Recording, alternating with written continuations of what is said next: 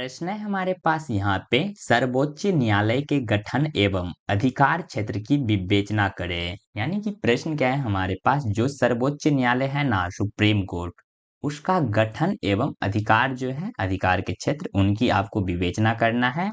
और ये प्रश्न है 5 अंक का। ठीक है, तो आइए अब इसका उत्तर भी इसी के हिसाब से देखते हैं। आप सब इस वीडियो को पूरे एंड तक जरूर देखिएगा, क्योंकि इसी वीडियो में आपको इस प्रश्न का मीनिंग भी अच्छे से क्लियर हो जाएगा और आधा से ज़्यादा याद भी हो जाएगा। ठीक है, तो इसका उत्तर हो जाएगा, भारत का सर्वोच्च न्यायालय देश की सर्वोच्च न्यायिका संस्था है।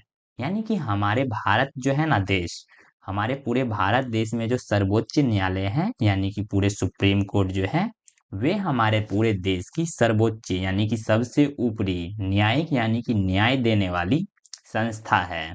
ठीक है, यहाँ पे कुछ एक मैजिक वाला ले लेते हैं। और इसका गठन 26 जनवरी 1950 को भारतीय संविधान के अंतर्गत किया गया। यानी कि इसका जो गठन किया गया सर्वोच्च न्यायालय का, इसका गठन 26 जनवरी 1950 ईस्वी को भारतीय संविधान यानी कि हमारे भारतीय संविधान जो है, इसके ही अंतर्गत किया गया। सर्वोच्च न्यायालय में एक मुख्य न्यायाधीश यानी कि जज तथा अन्य न्यायाधीश होते हैं। यानी कि सर्वोच्च न्यायालय में होते क्या है कि एक मुख्य न्यायाधीश होते हैं, यानी कि जो जज होते हैं सुप्रीम कोर्ट के वे, और तथा अन्य न्यायाधीश भी होते हैं। ठीक है, जिनकी नियुक्ति राष्ट्रपति द्वारा की जाती है। और सर्वोच्च न्यायालय में जो जज की जो यानी कि न्यायाधीश की जो नियुक्ति की जाती है, वे जो हमारे जो देश के जो राष्ट्रपति है, उनके द्वारा ही की जाती है। इसका मुख्य उद्देश्य संविधान की रक्षा करना और न्याय प्रदान करना है। यानी कि सर्वोच्च न्यायालय जो है, सुप्रीम कोर्ट, उसका मुख्य उद्देश्य यही है, हमारा जो संविधान है, हमारे भारतीय संविधान, उसकी रक्षा करना, उसमें जो कानून है उन सभी का सभी नागरिकों को पालन कराना और न्याय प्रदान करना। यानी कि अगर किसी के साथ अगर गड़बड़ी होता है तो उनको न्याय प्रदान करना। और अब आगे देखते हैं पीटीओ। तो इसके आगे हो जाएगा, एक मिनट, इसके आगे हो जाएगा, हाँ, सर्वोच्च न्यायालय का अधिकार क्षेत्र बहुत व्यापक है।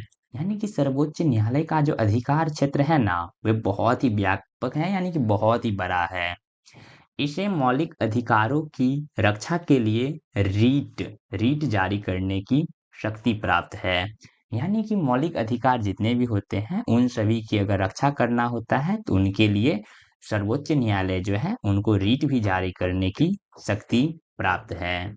यह राज्यों के बीच यह राज्यों के बीच, राज्य और केंद्र के बीच विवादों का निपटारा करता है।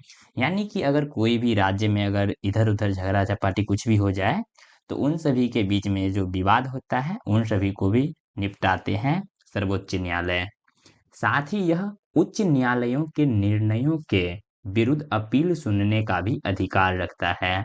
यानी कि उच्च न्यायालय जो होता है, हर एक राज्य में एक-एक न्यायालय, यानी हर एक राज्य में एक-एक हाई कोर्ट, अगर उसमें भी अगर कोई भी यानी कि कोई व्यक्ति जाता है, उनके साथ अगर अन्याय होता है, यानी कि अगर कुछ भी होता है, उनके अगर कोई विरुद्ध अपील करता है सुप्रीम कोर्ट में, तो उनको भी सुनने का अधिकार रखता है सर्वोच्च न्यायालय। ठीक है?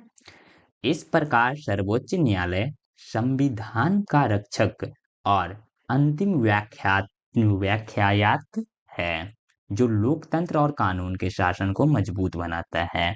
यानी कि अगर ये सब देखा जाए तो इस बार से हमारे जो सर्वोच्च न्यायालय है, यानी सुप्रीम कोर्ट, वे हमारे संविधान का रक्षक भी है। जो हमारे भारतीय संविधान है, उनमें जो भी कानून है उन सभी का रक्षा भी करते हैं।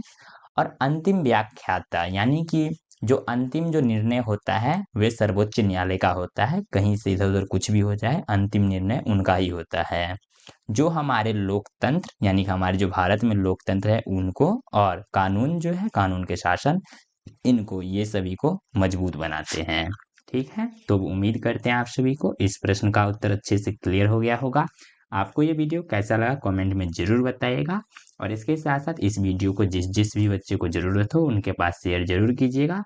और मिलते हैं अगले नेक्स्ट वीडियो में, तब तक के लिए धन्यवाद।